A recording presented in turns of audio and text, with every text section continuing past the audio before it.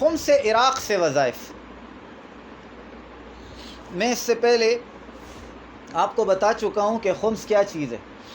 اللہ اور اس کے رسول کے لیے جب غنیمت مال آ جائے تو اس کا 4 حصہ جو ہیں وہ مجاہدین میں بانٹے جائیں گے، 5واں حصہ اللہ اور اس کے رسول کا ہے۔ تو اب وہ 5واں حصہ جو ہے وہ نبی اکرم صلی اللہ علیہ وسلم جن جن جگہوں پر خرچ کرتے تھے یا جن چیزوں میں خرچ کرتے تھے، ایک بار جناب عمر فاروق رضی اللہ تعالیٰ نے فرمایا جب ہمارے پاس عراق کے مفتوح ہونے کے بعد خمس آئے گا، یعنی وہ 5واں حصہ جو ہمیں ملے گا، جو ہم نے بیت المال میں کے لیے رکھنا ہے، تو ہم ہر غیر شادی شدہ ہاشمی کی تزویج کریں گے۔